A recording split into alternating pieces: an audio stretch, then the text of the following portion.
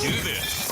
It's the Real Jonathan Smith Show on Indy Sports Ticket, 1430 AM, 93.9 HD2, and always on the free Indy Sports Ticket app. What's going on? Welcome into the Real Jonathan Smith Show here on Indy Sports Ticket. Thank you for tuning in, no matter how you're tuning in, whether that's YouTube, Indy Sports Ticket. If you want to head over there and subscribe, maybe you're watching on X, _ Jonathan Smith, to follow me there and watch the show there. You can also listen on that Indy Sports Ticket app, but you can download wherever you find your apps. Zach Pereles of CBS Sports, he's joining me here in about 20 minutes. He famously said that he bet the Colts under 5.5 wins before the year started. When you make a claim like that and the Colts start 2-0, you have to come back on the show. That's just a rule. Like that. That's just a very simple thing. And speaking of being 2-0, Colts aren't the only team. There are 10 teams in the NFL that are currently holding on to that 2-0 start. You got, obviously, your Indianapolis Colts are 2-0. The Buffalo Bills are 2-0. The Los Angeles Rams, the team coming up on the Colts schedule, they're 2-0. The Packers are 2-0. The 49ers, Bengals, Eagles, Chargers, Buccaneers, Cardinals, and I already said the Rams. So those are your teams currently undefeated in the NFL. Watch out, 1972 Dolphins. They're all coming for you. And yesterday, Zaire McKinney, starting safety for the Green Bay Packers, a guy who led the NFL in interceptions last year with 10, he was asked about the Packers being 2-0.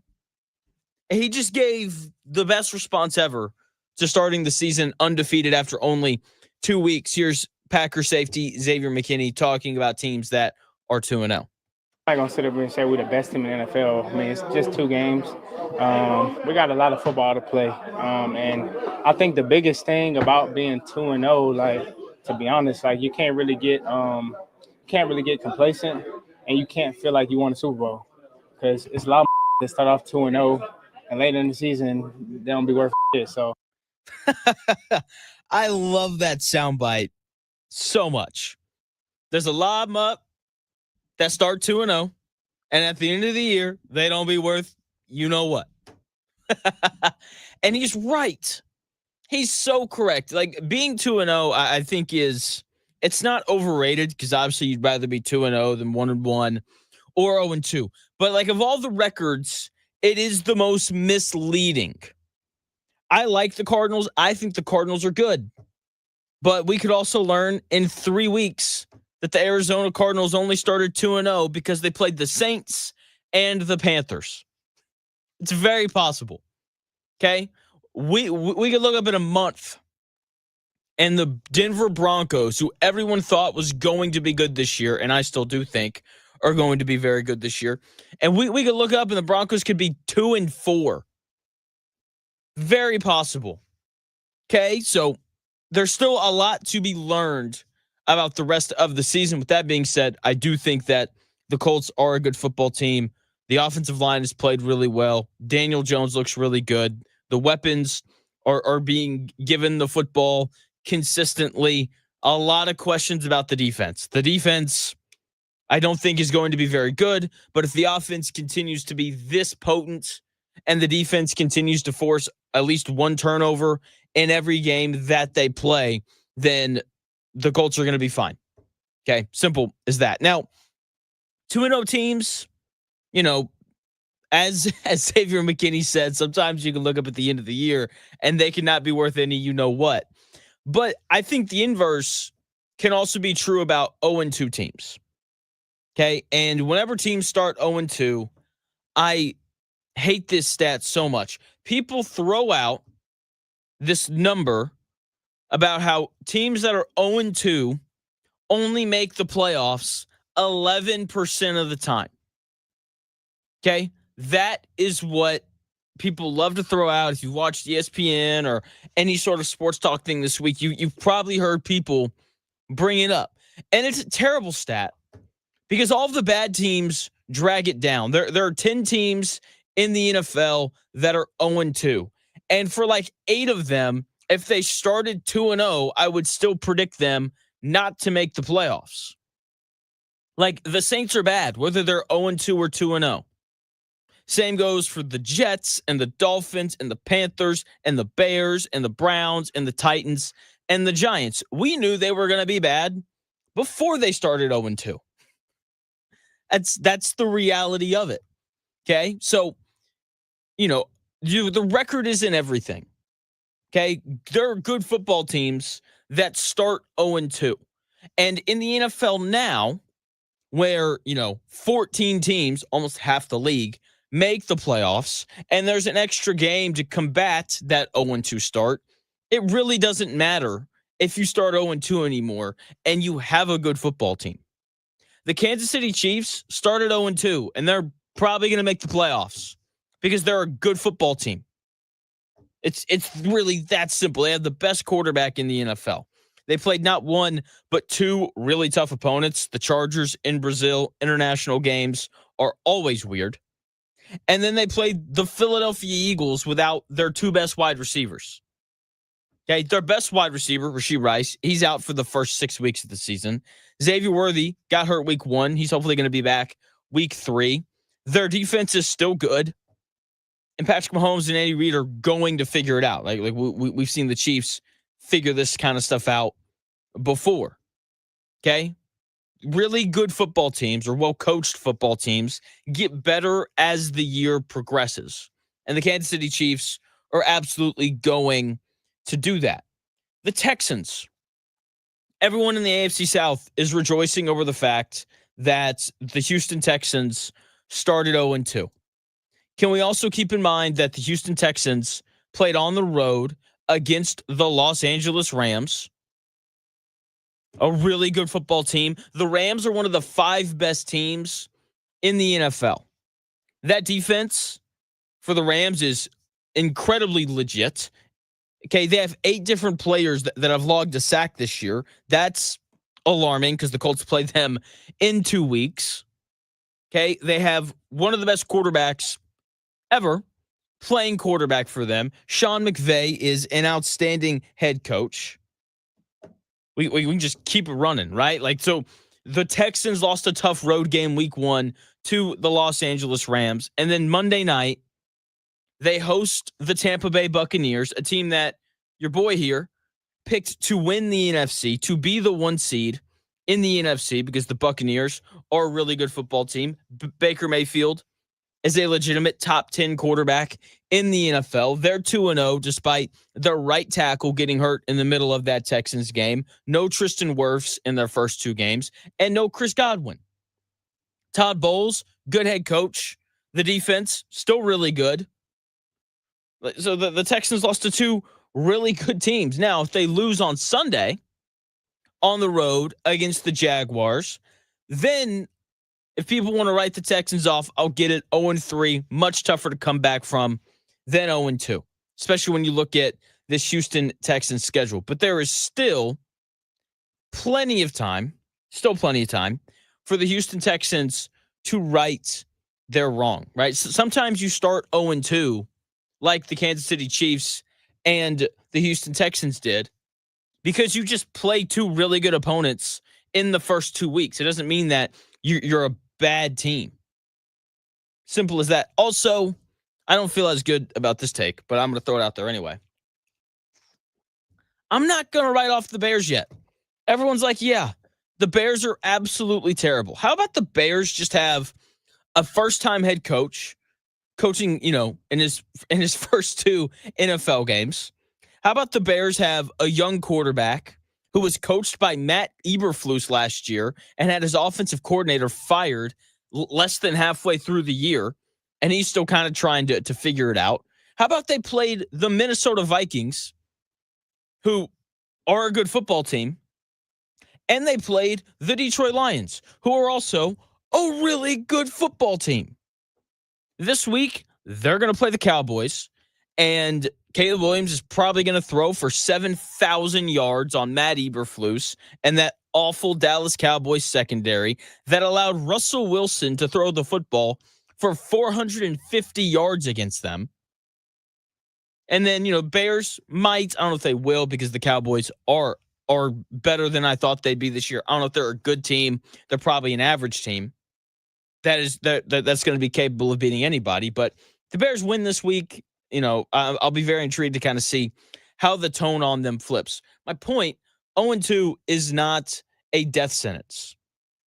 Just because the Colts have a 2-game lead over the, Houston Texans to start the year in this division doesn't necessarily mean that they're going to hold on to it all year and that the Houston Texans are done. The Colts have to play the Texans twice.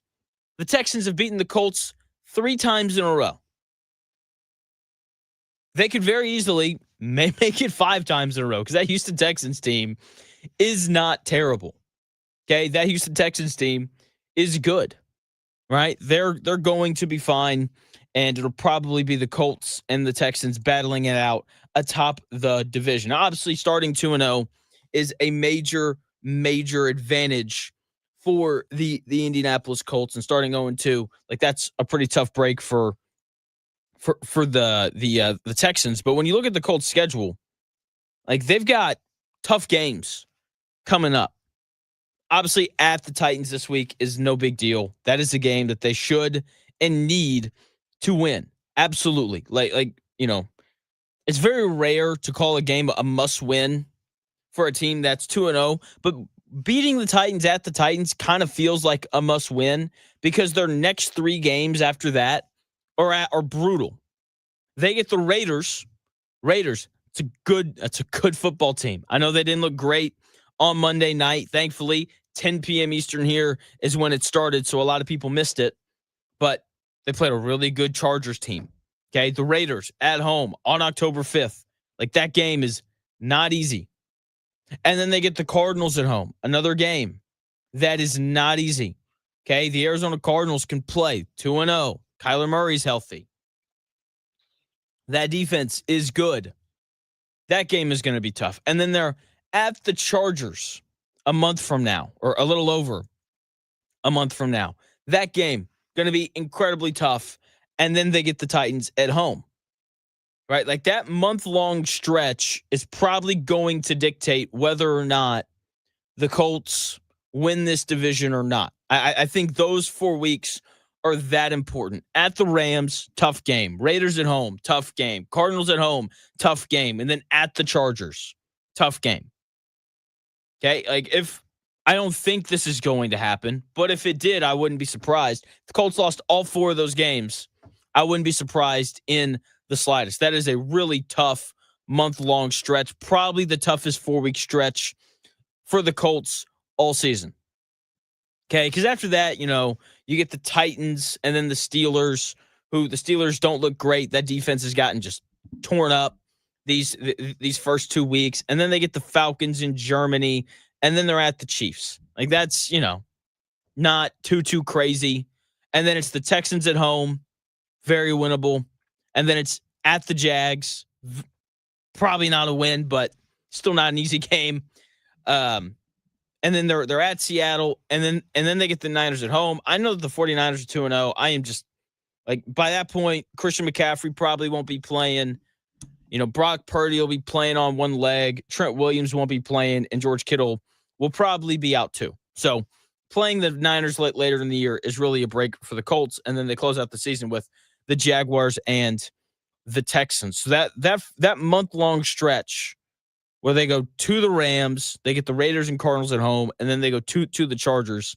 That is the stretch where we're going to find out whether or not the Indianapolis Colts are going to win this division. Because if they go 3-1 in that stretch, which is definitely on the board for them, they could beat the Raiders and the Cardinals and then maybe split one of the 2 games in LA.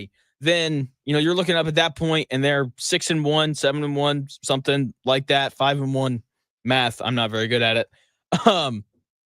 Then you feel really good about them. And look, if you start 5-1, you're probably going to win your division. That's just kind of how it is. But through that stretch, the Colts, they're going to deal with injuries and all those things. And that is going to continue to be the most important thing for the Colts as this year goes on. Because I don't believe in the depth on this roster. Okay, it's a top heavy roster at every position except for wide receiver. Everything else, I have questions about the depth. So as long as this team can just stay healthy, then you have to feel really good about them winning this division. Last thing on the 0-2 point, just to kind of reiterate the Houston Texans and how it is very possible for them to come back and still win this division. Okay. A team that starts 0-2 the last 3 years has had a big impact on the playoffs. The Bengals started 0-2 in 2022, and they played in the AFC title. 2023, the Texans started 0-2, won the division, and they won a playoff game. In the 22-23 season, the Baltimore Ravens, Los Angeles Rams, and Denver Broncos all made the playoffs despite starting 0-2. Okay, so yes, the Colts have this very awesome, very nice 2-game lead right now. But the Houston Texans, they're going to get better. The defense is good. CJ Stroud is a good quarterback. DeMeco Ryans is a good head coach. So this division is not over in the slightest. Zach Pereles of CBS Sports is going to join me in 4 minutes to continue discussing the Indianapolis Colts and the state of the AFC South.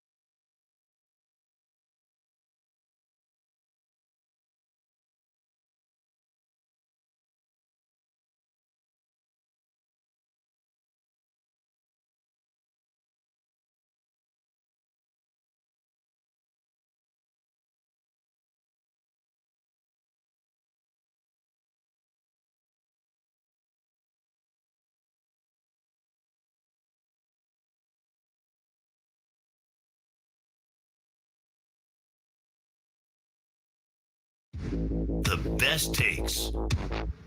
Maybe. The Real Jonathan Smith Show on Indy Sports Ticket 1430 AM, 93.9 HD2, and always on the free Indy Sports Ticket app. Welcome back to the Real Jonathan Smith Show here on Indy Sports Ticket. Thank you for tuning in, no matter how you're tuning in, whether that's YouTube, Indy Sports Ticket, if you want to head over there and subscribe. Maybe you're watching on X, _ Jonathan Smith, to follow me there and watch the show there. You can also listen on the Indy Sports Ticket app or 1430 AM if you're driving around the Indianapolis area. In an hour, we're giving away tickets to a Holiday World Halloween weekend. You don't want to miss it. That giveaway coming up here in about an hour. Right now, we've got Zaire Pereles of CBS Sports joining the show, a guy who will always have a place on this show because, Zach, I appreciate your willingness to come on after saying the Colts would win less than 6 games this year. A lot of people would make that claim. The Colts would start 2-0, and then they would just never come back. So I appreciate your willingness to come on. Oh, absolutely. I've got to hold myself accountable, and I'll always do it. Yeah, it's a good thing. Like, that is a good trait. What are your thoughts on the Colts starting 2-0?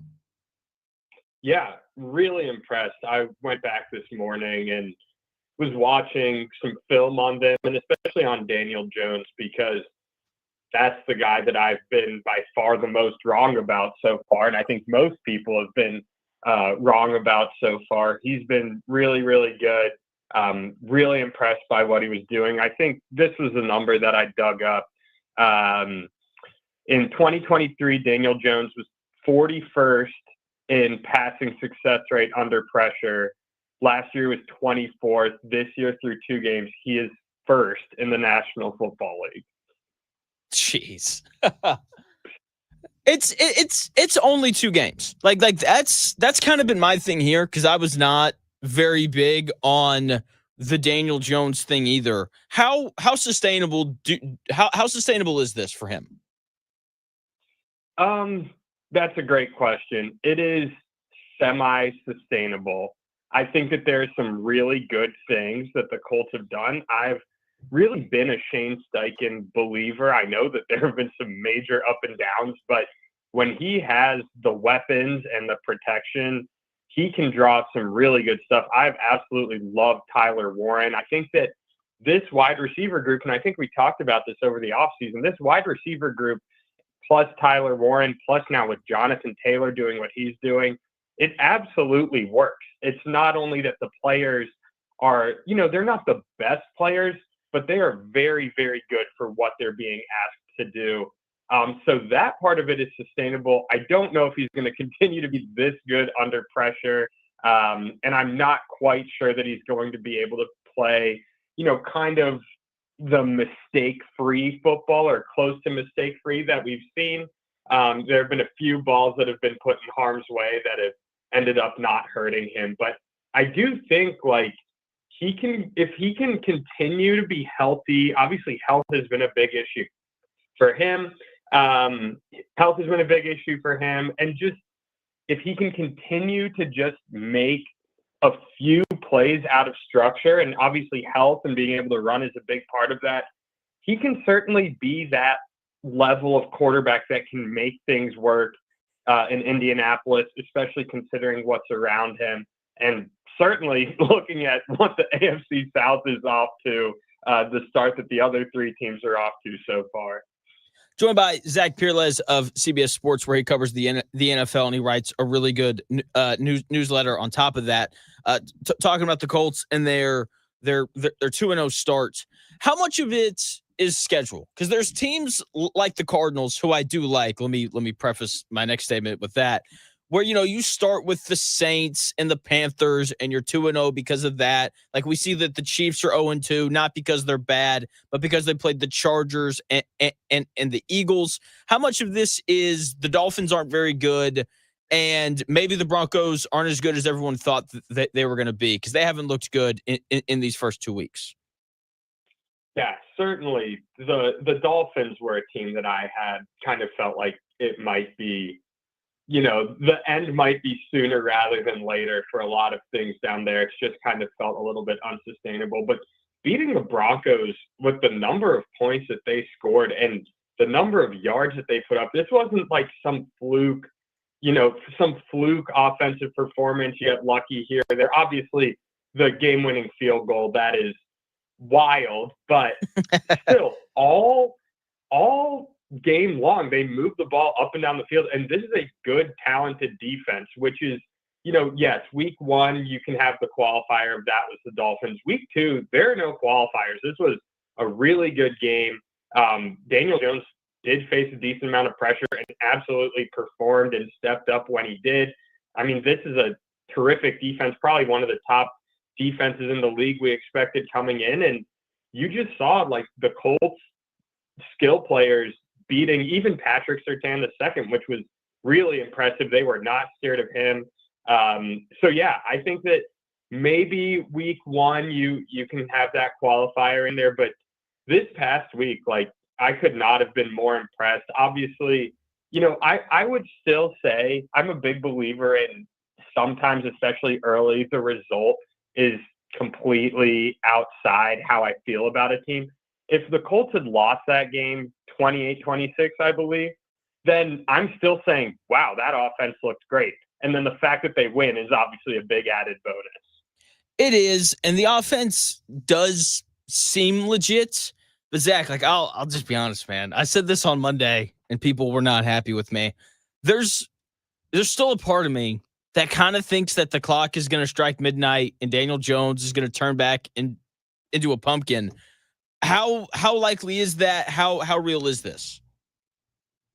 Yeah, I think I'm as not sold as I was on them coming into the season, I'm still not going to completely flip to being sold. But I think that this is a team that, like, they have the Titans next. If they can take care of it there, then it gets a little bit tougher. You have the Rams, Raiders, and then Cardinals. So I think we're going to find out a lot in the next month or so. You have Rams, you have the Cardinals, you have the Chargers. So those are going to be some interesting matchups. They do have to go away from home eventually. But yeah, I think that especially with the way that the AFC South looks, I think that this could be a team that wins 8-9 games. I don't know if the ceiling is there. I do think that Daniel Jones is going to come down to earth eventually. And we have seen a lot of guys get off to really hot starts last year. It was the Saints, and they were 2-0, and everyone was like, this is the best team in the NFL. How on earth did this happen? They finished 5-12, and Derek Carr got hurt. So I'm not all the way sold, but if Daniel Jones can stay healthy, they really do have the infrastructure around him. I think that this can be a team that competes for a playoff spot, and how much higher can they go than that? I'm not sure. But for now, you look at what's around them in the AFC South. Like, you should not be scared about any of these teams. And it's a division where you might only need 9 wins to make the playoffs. It might be, especially with the Houston Texans starting 0-2, joined by Zach Pereles of CBS Sports, talking about the Colts and their 2-0 start. I know that the Texans are 0-2, but they started 0-2 in 2023, and they still won the AFC South. Obviously, a very different year than what we've got going on right now. I still think there's a chance that Houston comes back to win this division. What do you kind of think of the Texans through the first 2 weeks? Yeah, I am pretty disappointed as a neutral observer by the Texans because they have the exact same problems they did last year. They can't run the ball. They can't protect C.J. Stroud. Just because the offensive linemen are new doesn't mean that they're better. And they honestly are looking just about the same. It's really just like watching Monday night is infuriating because you see some really high highs and then you see a completely blown assignment and you just have these sacks that are absolute killers. CJ Stroud still has this really bad tendency to always want to bail backwards out of pockets. And even in year 3, he's still not quite getting that. He cannot outrun these NFL level athletes. I know that he's, more of a pocket passer, but there were times where he could use his legs in college and even in the pros. But there are way too many times where a sack that could be 6 yards. Best case scenario is he gets a completion, but obviously second best is throwing the ball away.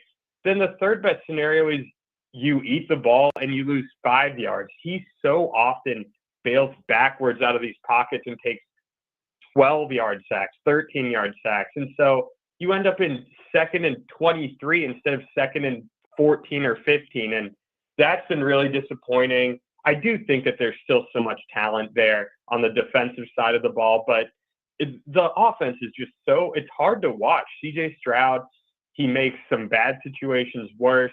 He doesn't look like he trusts his pockets, which why should he? And then they can't run the ball at all. So just frustrating. And the defense will get them a few wins here or there. CJ Stroud will get you a few wins. Just, him and Nico Collins are still really awesome. But outside of that, you look at this team and they're just letting the prime position of having a good young quarterback on a rookie deal slip away because they can't put anything else around him. Yeah, that's kind of what it feels like. The offensive line, you said it absolutely perfectly. New isn't always better, and it's 5 new guys in there for Houston, and they're still really bad up front. And, Stroud sacked the second most in the NFL last year, only behind Caleb Williams. You bring in the attention to detail on how he bails out of the pocket is so good and so true on your part. My thing, though, with Houston is, like you said, this defense is really good. Like, they're going to find ways to win games, 20-17 because the defense is that good. They also played 2 really good teams to start the season. Like, the Rams look like one of the 5 best teams in football. The Buccaneers, I projected them to actually be the 1 seed in the NFC. I know they're a little banged up, but they're still a really good team. Houston is going to be fine.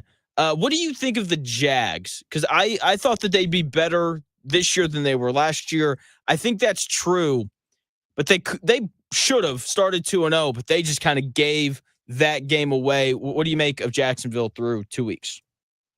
Yeah, every week I write 5 things we liked and didn't like from this week. And my goodness, we did not like how the Jags played and finished that game on Sunday against Jake Browning and the Bengals. It's just one of these things where if the Jaguars did everything that they hypothetically should do, they wouldn't be the Jaguars. But you get dropped passes, you get really bad red zone interception from Trevor Lawrence.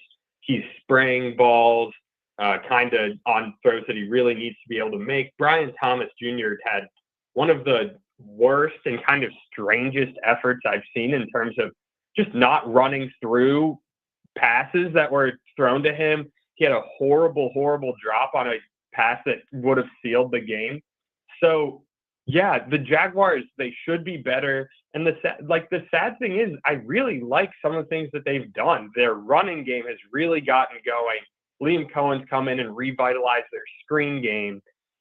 It's really like when it's good, it looks really, really good. And then when it's bad, it's just like you can't just have Trevor Lawrence pull you out of a bad stretch, it seems. Like, Trevor, we've given up a couple touchdowns in a row.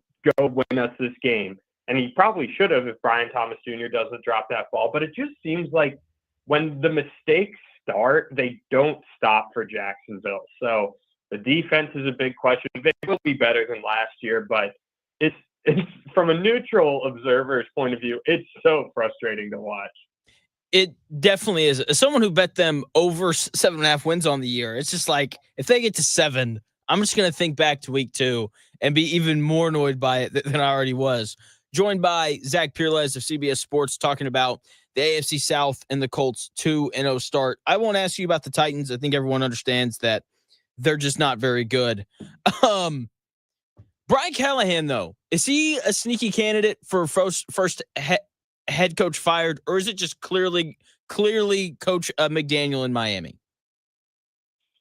Oh man, I think for Callahan, like, you're 2 games into the Cameron Ward era, so I think that he's okay. I think Mike McDaniel, like, that I'm not sure if I mentioned this to you or someone else, but last year they were in the playoff picture until week 18, and then they didn't make the playoffs. Obviously so much went wrong this year, and they still have a chance entering the last week of the season. Then all of a sudden they get, the owner is sending out a statement saying that Mike McDaniel is still safe, but there need to be, changes, and he's not reaching the standards that they want. I've never seen an owner have to say he's still our coach after they almost made the playoffs despite not having their quarterback all season. So it's just felt like really weird vibes down there the whole time. And then, their roster construction is pretty awful. Their offensive line is a major issue. They're so small, and it's hard to survive in a league when you're that small and you rely that much on speed. And Tua is really just like, there are some things he is very good at, but he is so limited in so many aspects that I think that it is McDaniel is going to be the first one on the chopping block, just because he's had more time, and it seems like they were considering getting rid of him after what was a pretty good job last season. Yeah, we'll see what ends up happening. Everything just feels like it is on the edge of just completely falling apart. You got like Tyreek Hill walking off the field, throwing his hands in the air, and Tua's not playing very well. And like you said, the offensive line isn't very good. What's crazy is their secondary is even worse. So we'll see what ends up happening with them. Of the 20 teams that started 2-0 or 0-2, who's the most surprising? Most surprising 2-0 or 0-2 team. Let's go with I think the Colts are the most surprising 2-0 team. I don't think it's really even close, to be honest, especially after that preseason pick I made. Let's talk about the Chiefs, because 0-2 is just not something that you're used to seeing now. Obviously, they've played what looks like a really good team in the Chargers and a team that we know to be really good in the Eagles, and they've lost both of those games by a single possession. But it's not so much I'm surprised that they are 0-2. If you told me they were 0-2, I'd be a little bit surprised, because they seem to figure out ways to win a game like the 2 games that they've lost. But the bigger issue is that, we mentioned the Texans kind of looking like they did last year. It's the same thing for the Chiefs. Like, they have no running game. Patrick Mahomes is their leading rusher. The wide receivers are hurt, and the group is just not very good, to be honest, right now. Everyone's too similar. It feels like they have these small, speedy receivers, and obviously Xavier Worthy gets hurt. Right now, it's Hollywood Brown is their top guy. Travis Kelce's fall off has been significant. We knew it last year, and I think it's even been a little bit more pronounced this year. So these are major issues, and I know that Patrick Mahomes is one of the greatest problem solvers of all time, and really his rushing has kept him in a couple of these games. But man, it just does not look like the offense is any better or really any different from last year, and I think that's the most surprising. Joined by Zach Pereles of CBS Sports, talking about the Chiefs and their 0-2 start. Yeah, the concerning thing for me with the Chiefs is how much Mahomes is running, because that has kind of been a thing that he saves for the playoffs, and you don't really see him do it very often during the regular season when he's having to go to that so early. And like you said, it's the reason why they've been able to stay in games. It's a concerning thing, but I don't know. Like, it's the Chiefs. Is that a good enough reason to feel like they're going to be okay? Yes, I think it is. They've played 2 really good teams. I think the Chargers have looked excellent. I'm really excited by what they're doing, allowing Justin Herbert to throw the ball more. And then they lost to the Eagles by 3 points in a game where the defense played really well. So, yes, I think them being the Chiefs is enough, but it's just not pretty, and it's not super inspiring to just have to say, well, they'll be okay because they have one of the best quarterbacks to ever play the game. You would like to have a little bit more than that to go off of, but they get the Giants this week in what seems to be a get-right game. It's surprising, not so much that they're 0-2 is surprising, don't get me wrong, but just to see like the offense isn't really any different from last year is surprising. And you're seeing Mahomes trying to set the tone. He's running over guys, which that is wild for week 1 and week 2. He's lowering the shoulder. You can tell that he's really trying to set the tone for the running game and for the team in general. And it hasn't quite been there yet. Then again, we could look back on this and they get to 11, 12 wins and are totally fine. And Rashee Rice comes back and Xavier Worthy comes back. And all of a sudden they're totally fine. Maybe they're not the overwhelming favorite even in the AFC, but they should be okay. I really do think that they will be. Yeah, like they're going to make the playoffs. Like they're going to win 10 games and get in. Maybe they don't win the division for the first time in a decade. But like that, they'll be fine one way or the other. And also, like last thing on their game Sunday, if Travis Kelce catches a ball he's caught a million times before, maybe they win. Or if he drops it not into the hands of a Philly defender, then maybe they win that game. And then we're like, they just beat the Eagles. Like they're totally fine. So yeah, I'm with you. They'll be okay. Is there which 2-0 team is most likely to, calling them a fraud is a bit much, but which of the 2-0 teams do you believe in the least? Oh man, I don't think you're gonna like me saying the Colts. No, I get it. That's what you should say. I love it. You're like, they're not gonna win 6 games and they're 2-0, and you're still like, I don't believe in them still, which is great. I think that's awesome. I think it's not. I believe in them more than I did in the preseason. Let's be clear there. I don't see the ceiling of like an 11-win team. Maybe I'm still being too down on them. But yeah, like I don't. Here's the thing that I will say: a lot of people have brought up last year's Saints. I don't get the vibe that they're last year's Saints who started 0-2 and then just completely fell apart. And the reason that I say that is there's just much better offensive infrastructure there. And I think that matters so much. The Saints, it was like they were hitting every single deep ball that they threw. And eventually that runs out, even for the best deep passers in the world. The Colts, like they've been able to run the ball really well. They've hit, repeatable concepts in the passing game. So I don't think that I believe in them to the level of the other 2-0 teams. And these are really good 2-0 teams, I think. But they're still way more believable than they were 2 weeks ago. And I think that that's a major piece of praise from me, especially after what I've said in the preseason. So they're up there. I think honorable mention, maybe let's go the Cardinals, who have had really big struggles closing out a couple of bad opponents and also are dealing with, I think, 3 injuries in their secondary. So we'll keep an eye on them as maybe the second 2-0 team that I don't have a ton of belief in. Joined by Zach Pereles of CBS Sports, talking about the Colts and the other 2-0 teams in the NFL.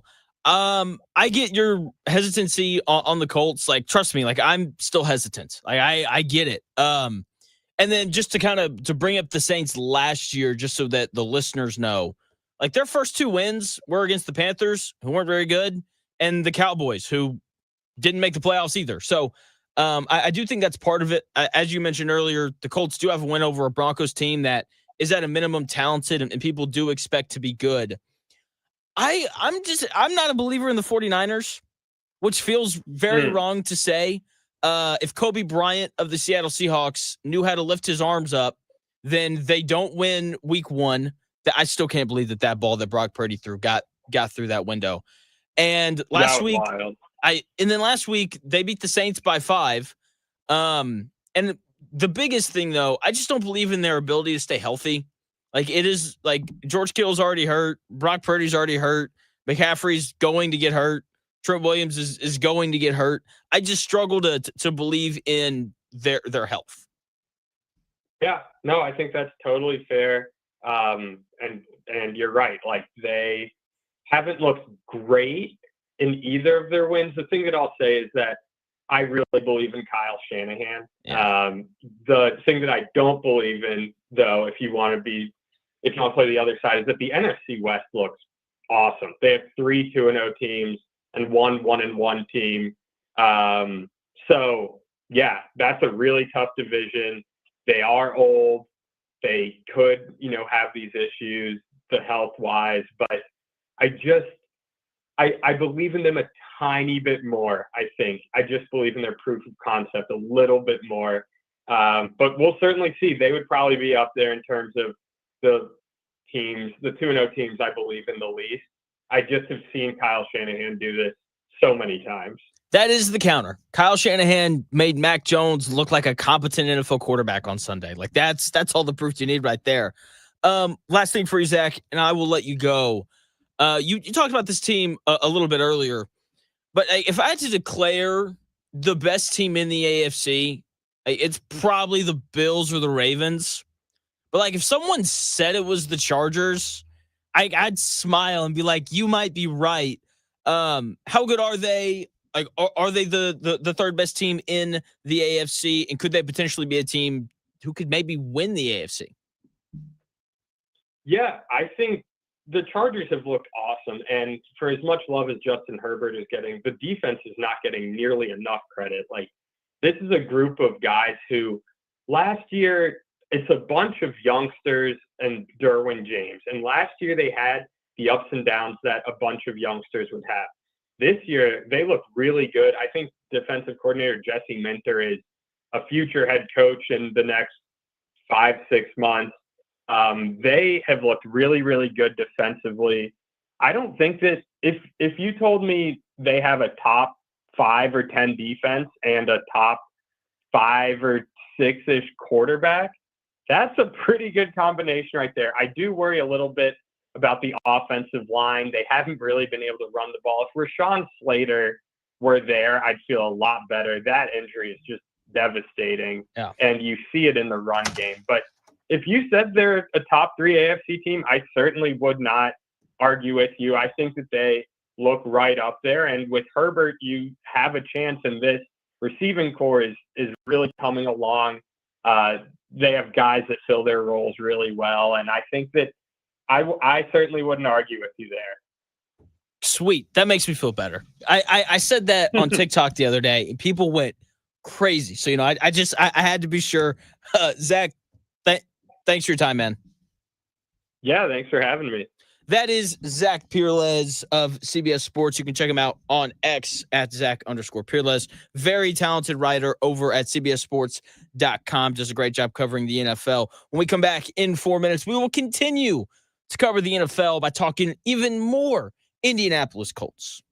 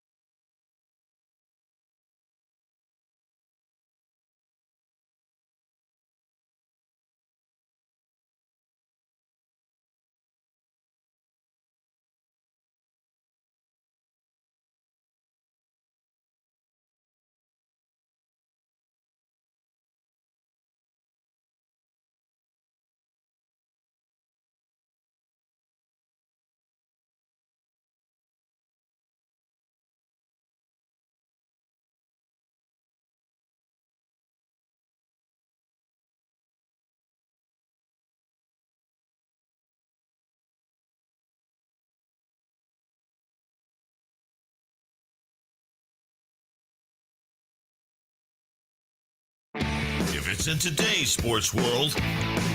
It's here.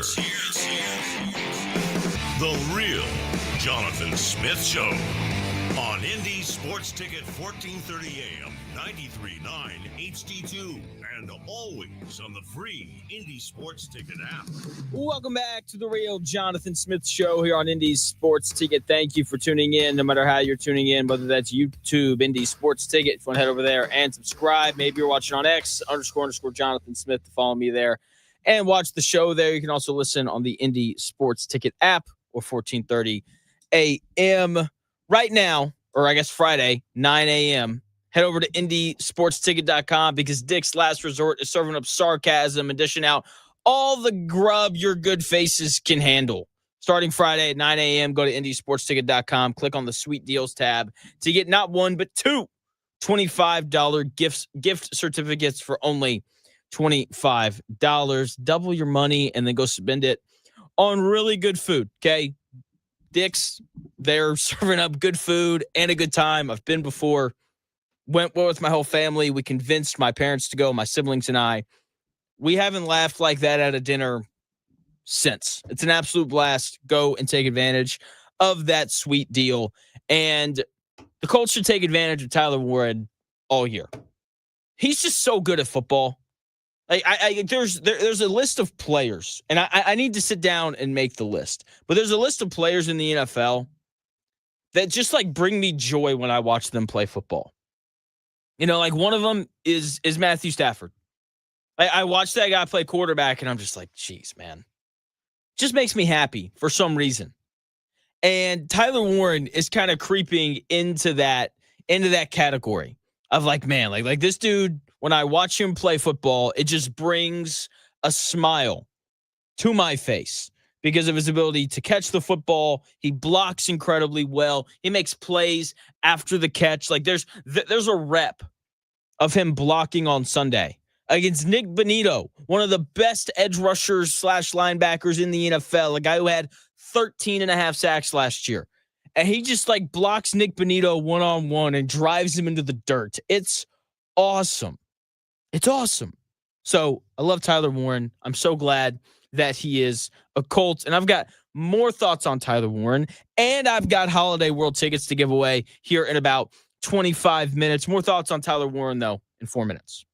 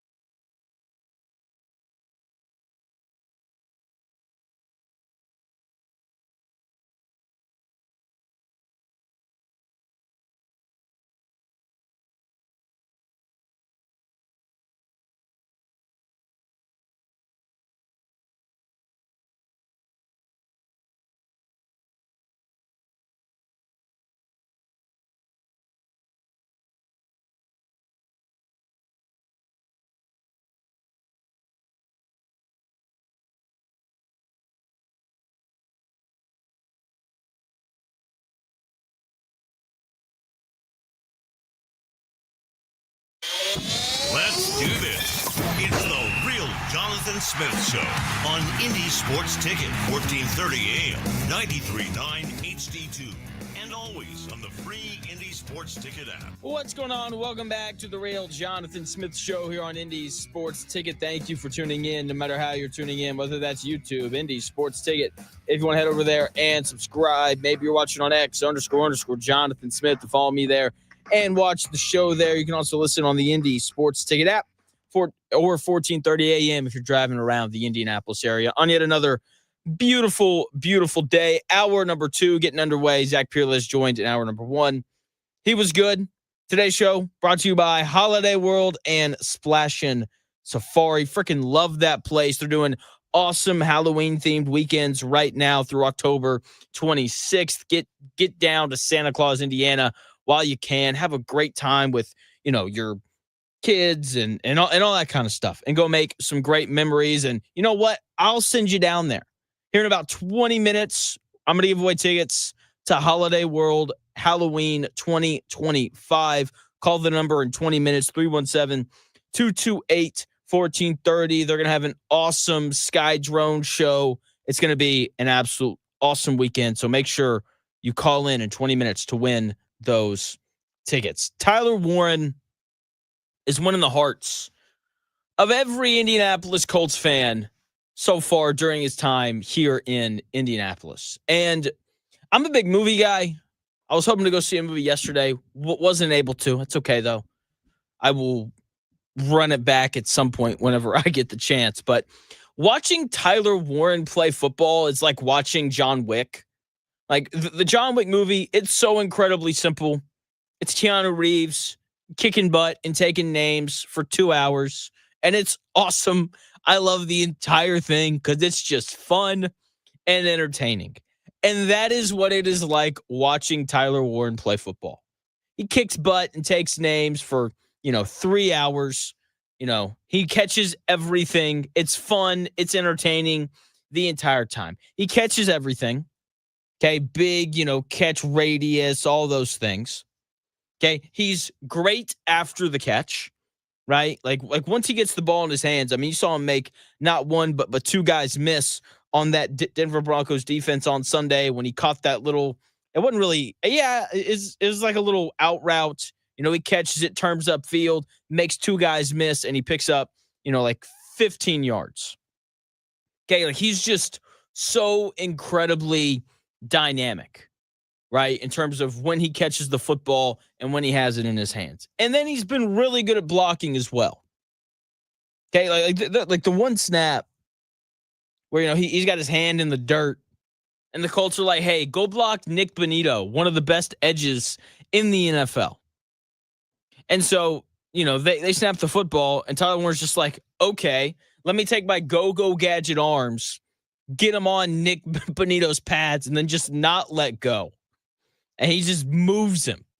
So impressive. Like, blocking is still the most impressive feat that I have seen or we'll see any NFL player do all year. There's, 70,000 people who show up at these NFL stadiums. And if you pulled all 70,000 of them down from their seats and said, hey,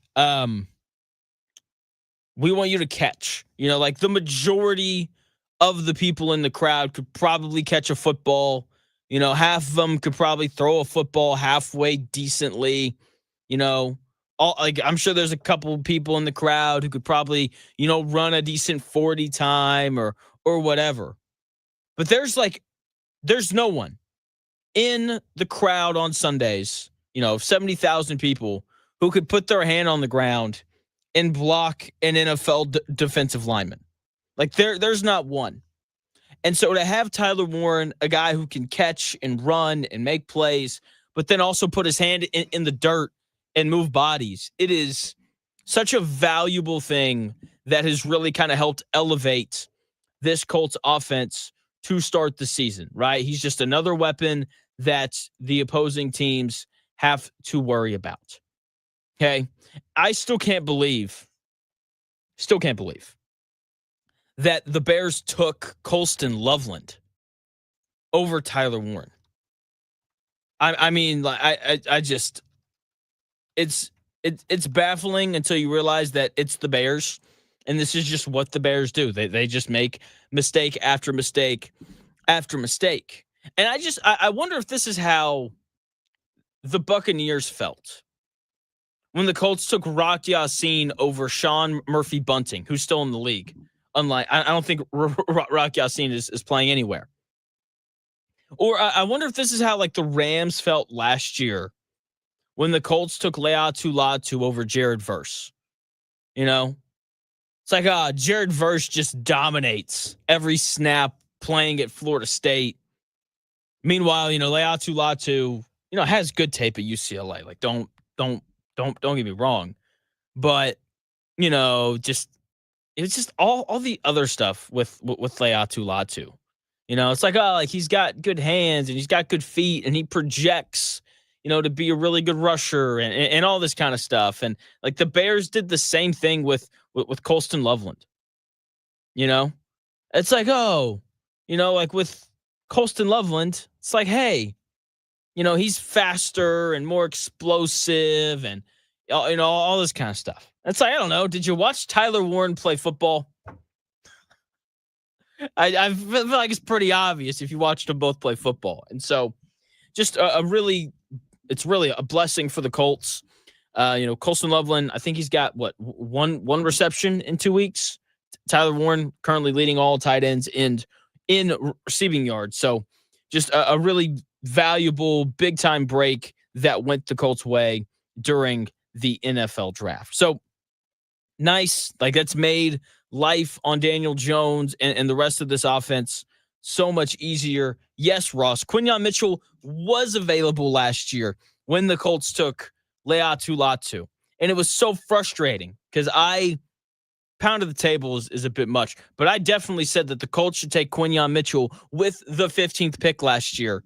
And so yes, Ross, Quinyon Mitchell was on the board and then the Eagles took him. And it's like, oh, of course they did, because the Eagles get every good football player, it seems, at least with the way that things are going right now. So Daniel Jones has been great to start the season. Last year, we did the quarterback defense attorney. We have not needed that segment on Mondays so far throughout this season. Hopefully, we don't need it at all. I'm sure we'll need it at some point. I'm sure at some point Daniel Jones will call me and say, "Hey, Jonathan, I need some sort of defense here." Okay? And when that happens, I will gladly answer the call. But right now, the big thing with Daniel Jones is him getting over that hump of every week when he trots out to play quarterback, there being a little bit of worry because of what he's looked like in the past, to a point where when he runs out there on Sundays, there's nothing but confidence in him. Okay, so that leads us to it's Wednesday, which means it is time for Over the Hump Day. Uh-oh, guess what day it is? Guess what day it is? Huh? Anybody? Julie, hey, guess what day it is? Oh, come on, I know you can hear me. Mike. What day is it, Mike? Leslie, guess what today is? It's hump day. Woo-hoo! Hump day!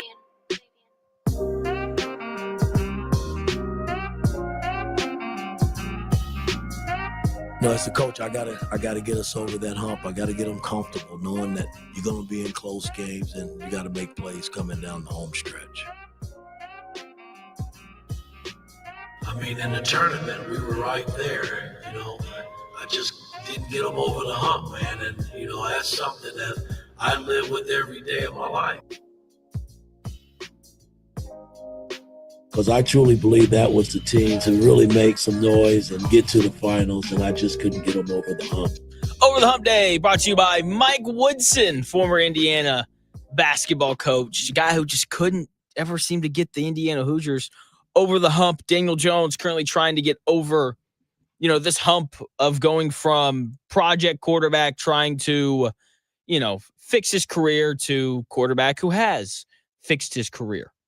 And he has gotten off to an awesome start in trying to do that. Currently, he is second in the NFL in passing yards, only behind Russell Wilson, of all people, and we saw it against the Dolphins. He comes out 22 of 29, 272 yards and a touchdown, tacked on 2 rushing touchdowns as well. I sat in this chair and I said, it's the Miami Dolphins. Okay? Like, before we crown him, can we see him do it against a good defense? And I said that if he did it again against the Broncos, that would significantly move the needle for me in terms of really believing in Daniel Jones and who he could be as the Indianapolis Colts quarterback.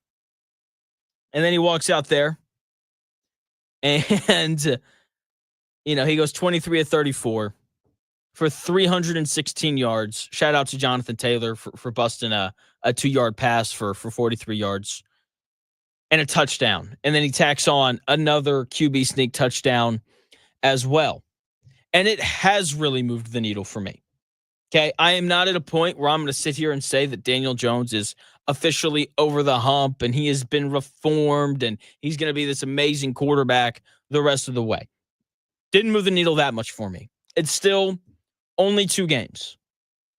But the biggest thing is the decision-making. Okay, like, this was a guy in New York who turned the football over way too much. Put the ball on the turf, threw some bad interceptions. He's put the ball in harm's way a couple of times, but for the most part, I mean, the decision-making has just been flawless. He's making every throw. He is incredibly accurate in the short to intermediate area. All right, like, I know that, the one deep ball he threw to Alec Pierce on Sunday, he left it a little short. That's okay. I'd rather someone leave it short than throw it too far, because if you leave it short, then you're probably going to draw a pass interference. Okay, so he's making every throw, and he's just distributing the football to the Colts playmakers as well as he can. Okay, Alec Pierce, not forgotten in all of this. I know there was concern for him when Daniel Jones won the job. He was the guy last year for the Colts, because all Anthony Richardson could really do was throw it deep. And, Daniel Jones has done a good job of keeping Alec Pierce involved. Obviously, Downs is going to be a big part of the offense. Warren, Pittman, A.D. Mitchell, he's gotten to play a little bit to start the year. He had 2 really nice grabs on Sunday. Daniel Jones is just doing a good job of finding guys. And it's not flashy, but that's a good thing. Who's not flashy? Jalen Hurts. Why isn't Jalen Hurts flashy? Because he's got good receivers, a good running back, and a really good offensive line. And the Eagles win a lot of games without the flashy play from their guy, Jalen Hurts. In fact, the Philadelphia Eagles, I think over the last 2 years, they're undefeated when Jalen Hurts throws for less than 100 yards. Okay? Like, you don't always need flashy to win football games. And Daniel Jones hasn't been. He's just ran the offense. And it's looked really good because the players around Daniel Jones are really good. Okay? And he looks like he's going to be the guy for the Indianapolis Colts through these first 2 weeks. With that being said, it's 2 weeks. It's 2 games. One against a bad team, one against a team in the Broncos that everyone expects to be really good. Okay? So, with that being said, I need more data before I fully commit to him being over the hump. Okay? Go beat the Titans. Don't have some regression week where, you throw 2 picks and the Colts only win by 3. Can't have that. You have to make the bad opponents look bad, like he did against Miami. And then you have to make big plays against the good opponents, like he did against the Broncos. Okay? Continue that, and I'll have no issue saying that Daniel Jones is officially over the hump and he is a good quarterback. Okay? Winning fixes everything. That is the biggest lesson in all of this. Haven't heard anything about Anthony Richardson in weeks now. It's been multiple weeks since I heard something said about Anthony Richardson. Okay? And that's a good thing. Okay? You don't need a famous backup quarterback. All that does is cause problems. Okay? Haven't heard Chris Ballard's name uttered very often. Okay? Seriously, because they're 2-0. aside from being way too conservative down the stretch against the Broncos, no one has any issues with Shane Steichen. Okay? And now everyone is jumping all over this Daniel Jones bandwagon. I really hope that he's figured it out. I hope that this continues because the show is way more fun when the Indianapolis Colts are good. And so far, to start the season, the Indianapolis Colts are absolutely good. And I want it to continue. No way around it. Call in now, 317-228-1430 for your chance to win tickets to Holiday World. Once again, the number, 317-228-1430. They're doing awesome Halloween themed weekends right now. They're doing a really cool sky drone show, and you 1,000% want to go down there and have a blast with your kids. I'm telling you, you will make great memories. 317-228-1430. That is the number for your chance to win tickets to Holiday World and Splash and Safari. More on the Colts. Zaire Franklin standing up for his teammate. I got that audio for you in 4 minutes.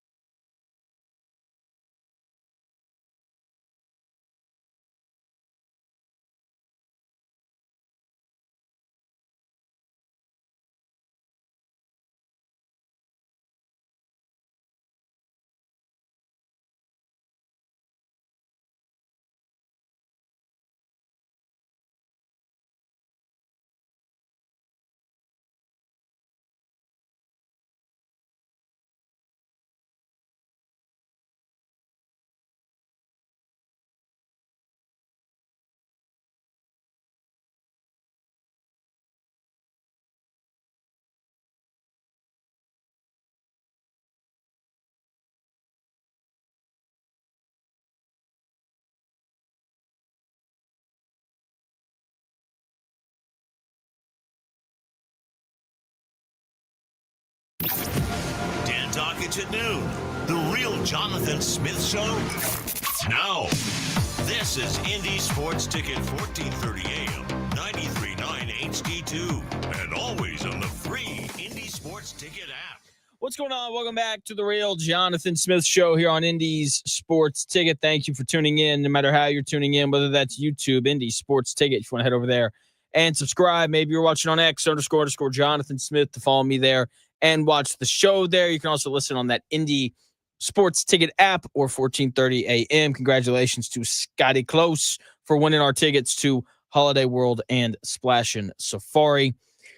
So I've been very, very critical of Zaire Franklin and all the podcast stuff that he's done over these past couple of years. And just because like a lot of it is just, him saying dumb things and self-serving things. And it's just, it's not great, or it hasn't been great. But yesterday I stumbled across this clip, and I have a great appreciation for what he said here. Jeff Teague is talking about Anthony Richardson and the idea of him playing a different position, and Zaire Franklin very quickly squashed it. I keep it going. Bro, going to tight end. Who? Chill, see, stop that. T, you on demon today, bro. On that Vegas trip, man. DJ Come on, said man. He was like the new Taysom Hill, and I was like, Nah. We ain't doing that. But he could though. That's not No, he can't. No, he can't. First of all, look, let Baker, let Geno, let Jared Goff, let Sam Darnold, let Danny be an example that it ain't never over for a quarterback. When a quarterback got that much talent, and we ain't doing that. Hey, Rich, he's still a part of the squad too. So we ain't doing bro. That. I'm saying to get him on the field, bro. Nah, he all right. He too talented as an athlete not to be on the field. At quarterback. At quarterback is what Zaire Franklin said. I really appreciate that, and I think that's a good look on Zaire Franklin. That's a good teammate. People are, they weren't really dragging Anthony Richardson through the mud there. This is an opinion that you're going to see start popping up all over the place. They should move Anthony Richardson to tight end. They should do, all that kind of stuff. They should use him in the red zone as a runner and all that. And that's, you're going to hear that. The Colts still need a backup quarterback because it's not going to be Riley Leonard. I can tell you that much. And so you're going to start hearing these opinions, and I appreciate Zaire Franklin immediately squashing it. Like, absolutely not. No, Anthony Richardson is a quarterback. You're seeing what Daniel Jones is doing right now. Going from a guy that was written off, seemed kind of doomed, and now he's having this resurgence. The same thing could happen for Anthony Richardson. It is a real possibility. Right, because we've seen it now, as Zaire Franklin said. He listed them all out in that clip. Baker Mayfield, Jared Goff, Daniel Jones right now, Sam Darnold. You can keep working through all of them. So that's just, I greatly appreciate that from Zaire Franklin, because that is parts, not all of, but that is parts of being a good teammate. Okay, Zaire Franklin has had many bad moments on his podcast, like when he made fun of the Giants last year, and then the Giants hung 45 points on him and the Colts defense. Okay, not his best moment. All right, but that is what I want to hear from a Colts player when they are on a podcast. Use it to stand up for your teammates. Use it to promote your teammates. Don't use it to talk about yourself. Right? Like, don't do that. Use it as an opportunity to build up the rest of the guys in that locker room around you. Okay? Because that is a good way to go about using any sort of platform that you have. Now, speaking of platforms, there are different platforms in the world of college football. Okay? Some teams naturally sit higher than others. Okay? Because of brand and history and all those things. Like Alabama naturally sits higher than Indiana and Purdue. Given the recent success, Indiana sits higher than Purdue. Okay, and you can do this for every team. Notre Dame sits about as high as anybody in the history of college football. Okay, in terms of these different platforms.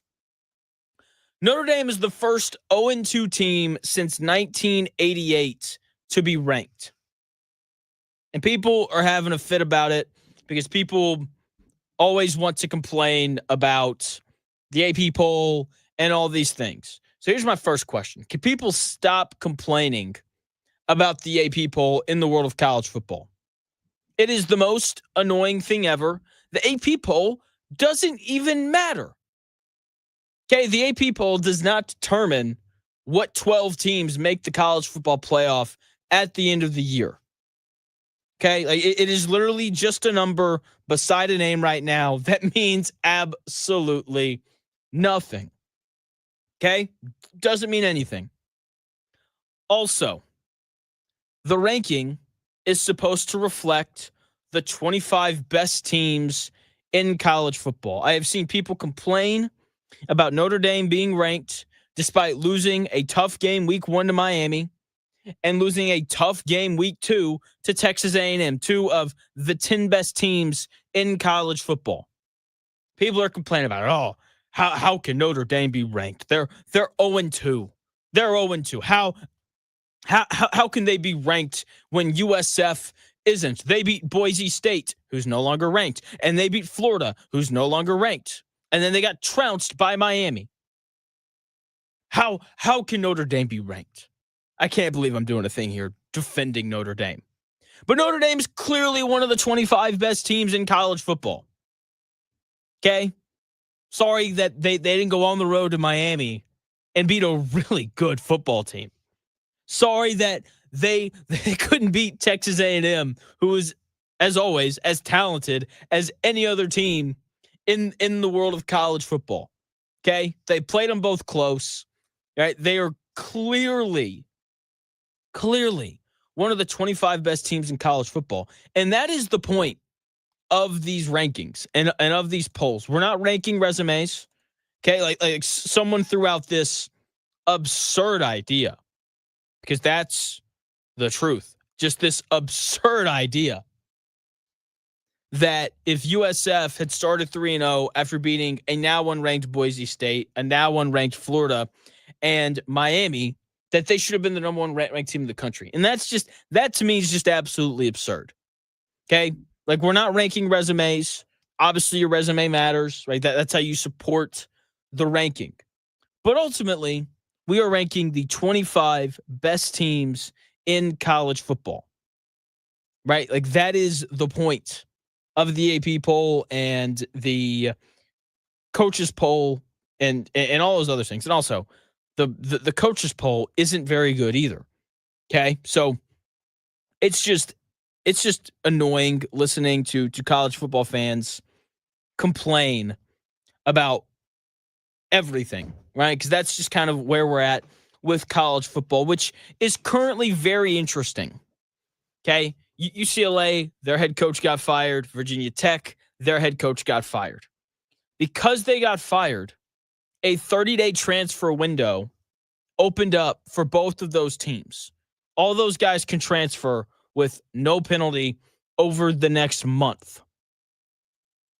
So I'm actually kind of intrigued to see if any of those guys transfer to a different team and are able to go and, play and contribute somewhere else. Like I think it'd be really funny if Nico Iamaleava transferred somewhere that was actually good at football and they just needed a quarterback. Like Nico Iamaleava transfers from UCLA to Texas and he takes Arch Manning's spot because Arch Manning looked bad against UTEP on Saturday. That's the other thing. When you're bad, you disappear very quickly. I talked earlier about how since Daniel Jones has started winning football games, no one is talking about Anthony Richardson or anything like that. You know who no one has talked about the last 2 weeks? Arch Manning. Dude's completing 55% of his passes so far. Through 3 games at Texas, they're somehow ranked 8th. That feels a bit absurd. given the issues that Arch Manning has had so far at quarterback. And the college football season is just shaping up to be so lovely. We're going to find out a lot about Indiana on Saturday. We know a lot about Purdue. We know that they don't suck. Are they good? No, but they're not abysmal like they were last year. Look at Coach Barry Odom moving them in the right direction, right? From abysmal to not very good. Congratulations, Purdue Boilermaker fans. Notre Dame fans, I'm sure that you're a little down on your luck right now. Ranked 24th. Don't worry. You play Purdue this week. You got Arkansas coming up. That's 2 wins right there. Okay, so Purdue fans, you are going to be fine. But a lot of the teams that people kind of expected to be really good to start the season haven't been. Like Penn State theoretically is going to be, but with that being said, Penn State hasn't played anyone good. LSU beat Clemson, and everyone got super excited about LSU, but Clemson's not ranked anymore because they lost to Georgia Tech, who is legitimately good, by the way. South Carolina, a team that everyone kind of expected to be really good this year, they lost to Vanderbilt at home. Okay, part of that is, Lenora Sellers got hurt, but, there's just some interesting teams kind of making a rise that people maybe didn't expect to be as good as they are. Oklahoma is ranked 11th, and I think they're better than that. Iowa State almost lost to Arkansas State on Saturday. Alabama doesn't appear to be as good as everyone thought that they were going to be. Ole Miss has problems at quarterback, which is a really weird thing to say about a Lane Kiffin team. Miami, Carson Beck, he looks good. So it's just the college football season is shaping up to be an absolute blast. Oregon looks awesome. Okay, everyone talking about Ohio State and Penn State. Oregon looks incredible through these first couple of weeks, right? Florida State, obviously, everyone's very excited about them and what they're going to look like. I just can't wait for Saturday because there's just so many good college football games on the dockets. Like noon, we get Texas Tech and Utah. That game's going to be awesome. Okay, the environment probably won't be great because the game's at Utah and it's at noon Eastern. So that game's going to start at 9 a.m. Oof. Not great there. We got other really good games on Saturday. Auburn's going to play Oklahoma. That game's going to be good. Michigan, they play Nebraska. Like that game could be interesting. Purdue plays Notre Dame. That game shouldn't be close. Not saying that it won't be. Who else? South Carolina is going to play Missouri. That game could be interesting. And then obviously the game of the night, no questions asked about it. The game of the night is definitely Illinois playing Indiana. Can't wait for that game. 7:30 NBC. It's going to be just an awesome game. And we're finally going to get an idea of how good Indiana is going to be this upcoming season. And I hope they're good. Talking about them last year was a blast. They better win because if they don't, people are going to come after Coach Signetti and how much he kind of talks and runs his mouth and does all of those things. So Indiana, huge game on Saturday night, 7:30 prime time. Like I said, I don't know how good Indiana is. They opened as a 4.5-point favorite. The line got up to 5.5 at one point. I don't know if that's gone up or down since then, but people are buying into them. This is supposed to be a very talented team. Mendoza's supposed to be a stud. This is their first real test, and I can't wait to watch how they handle an Illinois team that is really good. Like if you watch Illinois play, if you watch Illinois play, like they can run the ball. They have a really good quarterback. They've got solid receivers. I like the defense. Gritty chiming in saying if they lose and don't get blown out, no one is coming after Coach Sig. Yeah, that's just not true. You haven't been around SEC fans enough. If he loses to another ranked opponent and he continues to be winless against ranked opponents, the narrative will very quickly become Coach Signetti in Indiana can't beat good teams. It's going to happen quickly, okay? Because when you go after the SEC, those fans are crazy. No way around it. I grew up around them my entire life. Okay? And they did this to Ohio State. They've done it to Penn State. They've done it to everybody. They did it to Oregon when Chip Kelly was up there. I'm telling you, if they lose, it will become a topic. Can Coach Cignetti, maybe not within the state, but outside of the state, it will become a thing. Can Coach Cignetti beat good teams? Okay, he's favored in this one. If they lose, watch out. People will be coming and gunning for Indiana. Okay, IU fans, they'll be fine. Okay, look, Coach Cignetti is in a great spot. Talk some trash. Go 9-3 every year, and Indiana fans are going to love you. Oh, man, what a day. What a great, great day. Football season just makes everything so much better. 0-2 teams. It's the most overrated thing in the NFL. It's not that big of a deal. I'll tell you why in 4 minutes.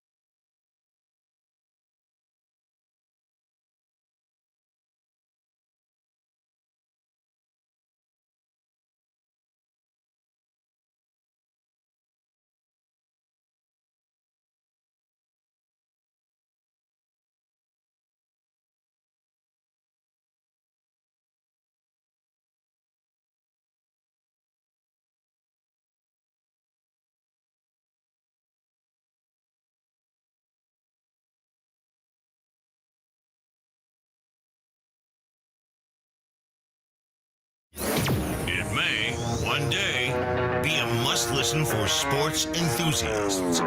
Yeah, and monkeys might fly out of my butt. Uh-oh.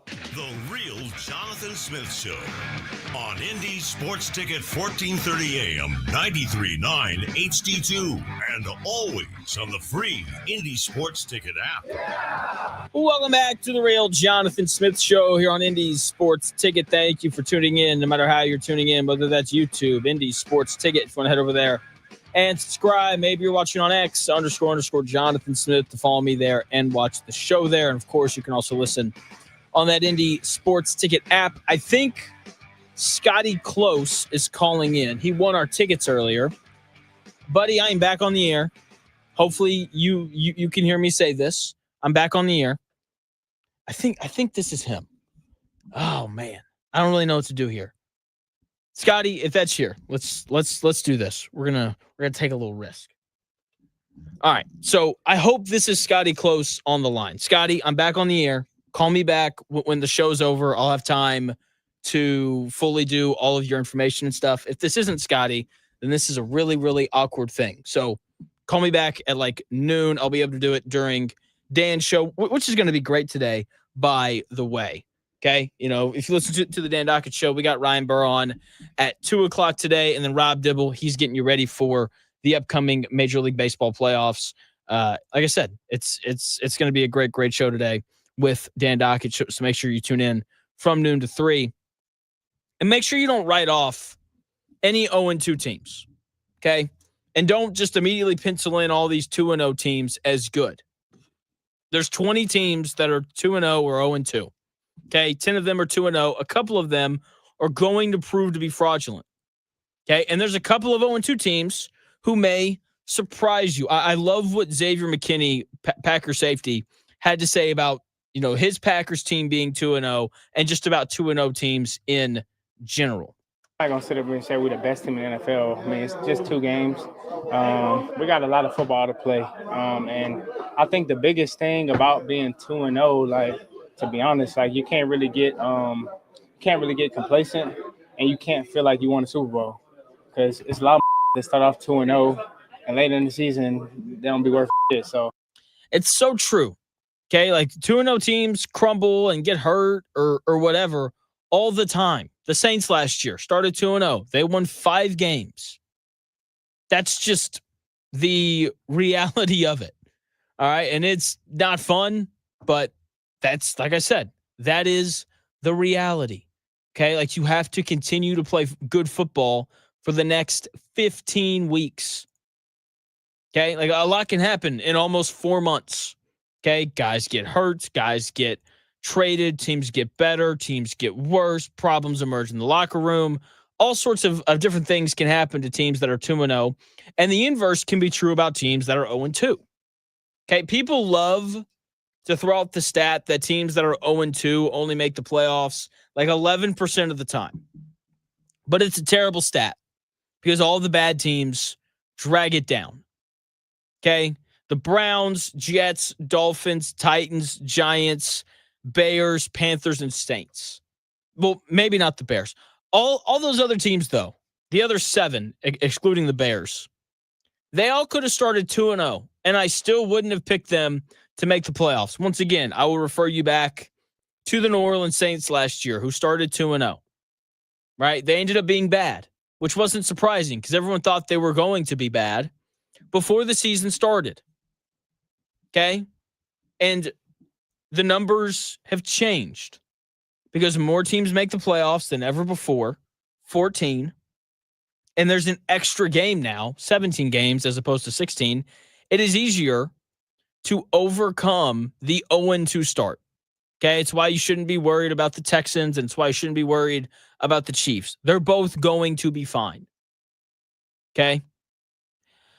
The fact is also that when you look at the past couple of years, teams that start 0-2 make the playoffs. Like, the Bengals started 0-2 in 2022, and they played in the AFC Championship game. 2023, the Texans started 0-2, won the division, won a playoff game. In the 2022-2023 season, the Ravens, Rams, and Broncos all started 0-2, and they all made the playoffs. Okay, starting 0-2 is no longer the death sentence that it used to be. Okay, like there's plenty of time for teams to that start badly to bounce back. Okay, it happens all the time, and I'm pretty sure it happened last year as well. I'm going back to look at the standings and see if I can jog my memory of teams that started 0-2. I don't think the Broncos did. Yeah, they started 1 actually nope, that's this year. That's not last year. But I'm sure there was someone last year who got off to a slow start and still found a way to make the playoffs. It happens more and more often as the NFL continues to add games and they continue to add playoff slots. Like soon they're just going to put the whole league in the playoffs because more games. Yay. Ultimately, if you're a good football team, doesn't matter. Sometimes your first 2 games are just tough. Like the Chiefs opened with the Chargers in Brazil, and then they had to play the Eagles. 2 tough games. It happens. Okay? The Bears, a team that I haven't entirely written off yet. Are they going to make the playoffs? Probably not. But are they going to win 4 games? Also probably not. Like they played a good Vikings team, and then they played the Lions, who are really good. So they'll be fine. Houston, they opened with the Rams, one of the 5 best teams in the NFL. If I had to bet, the Rams are probably going to be the Colts' first loss of the season because it's on the road at LA, and the Rams are really good at football. And then they played the Tampa Bay Buccaneers, a team that I said was going to be the 1 seed in the NFC. Like that's really tough. Okay? Like Houston, like that's a really tough opening schedule. The Rams, who were the only team to challenge the Eagles in the playoffs last year. Okay? So losing to the Rams on the road isn't exactly an indictment, and then losing to a Buccaneers team that's looked really good to start the year isn't, an indictment either. So schedule matters, all that kind of stuff. Like there's 2-0 teams that are going to wind up being not very good, which is normal. Okay? Like the 49ers, I'm waiting on the fall off. The Cardinals, you could do the inverse thing to them. They beat the Saints and the Panthers to open the season. Like there's a world where they fall apart. That's a very possible thing as well. I know you don't want to hear it, but Daniel Jones goes back to normal, stops making every correct decision, and you could look up and you could be like, "Oh, the Colts are going to go 9-8 again." It's possible. Okay, like there's a reason why teams are projected to be where they're at. With that being said, there are surprise teams every year. It looks like the Colts are going to be that. They are this year's Broncos. Broncos, over under set at like 5.5 or 6.5 games last year, and they blow past it. The Colts are set up in excellent position to be that team to be that team this year who just kind of blows past their projected over under win total of 7.5 games. They're probably going to start 3-0 because the Titans are not very good. Okay, Colts are 3.5-point favorites in that one. And then they've got a really tough 4-game stretch against the Rams, Raiders, Cardinals, and Chargers. Let's say they go 2-2. You look up and they're 5-2, 7 games into the season, and then they play the Titans at home, which will probably be a win. They could be 6-2, 8 weeks into the year. And if you bet the Colts over 7.5 wins, you're feeling pretty good about yourself. And then they're at the Steelers, who haven't looked good to start the year. That defense is abysmal.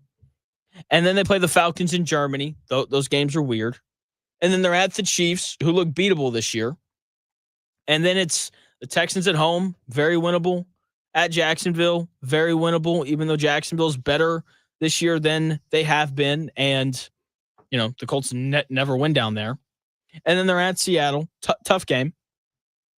And then it's the 49ers at home, week 16, which means that the 49ers will be incredibly banged up and hurt at that point during the year. And then it's the Jaguars at home, and then it's the Houston Texans at home. There's no reason to believe that the Colts couldn't be like an 11-win team. Okay? Like seriously, like that is in the cards for them. that stretch against the Rams, Raiders, Cardinals, and Chargers being the most important stretch of the season. I think that's really going to define whether or not the Colts are a 10-win sneak into the playoffs team or an 11 or 12-win team that wins the AFC South.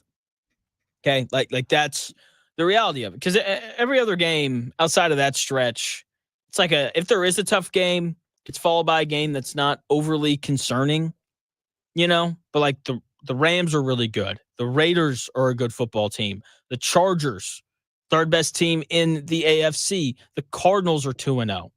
Okay, like that's a good football team. In Arizona as well, and they're playing the Niners on Sunday. There's a decent chance that they're 3-0, right? So that part of the schedule very concerning for the Colts. But aside from that, yeah, you have to feel pretty good about them. If you bet them over 7.5 wins, probably going to cash that. It was so important for the Colts to win these first two games to get to that 8 number. They did it. There's 6 more wins on there somewhere. Okay, it feels like there is at least. Like they should beat the Titans twice. There's 2. The Steelers game feels winnable. That's 3. The Atlanta game is winnable. That's 4. Houston both times is winnable. That's 6 right there. Jacksonville both times is winnable. That's 8. The Niners, that game's winnable. Like that's 9, right? So. And that's me very quickly kind of breezing over it, right? Like they could beat the Raiders at home. They could beat the Cardinals at home as well. So a lot of winnable games left for the Colts. Daniel Jones just has to keep it going to make that happen. That's going to do it here on The Real Jonathan Smith Show. I'll be back on the air tomorrow from 10 to noon. Got another great show in store for you. Trying to grab a Titans guy. Hopefully I can get it done. We had someone on from the Zone last year. Hopefully we can get him back this season to get you ready for Titans and Colts on Sunday. The Dan Dockett Show comes your way next. Ryan Burr at 2, Rob Dibble at 1:30. Going to be a great show. Subscribe to the YouTube page, Indie Sports Ticket, and I'll talk to you tomorrow starting at 10 a.m.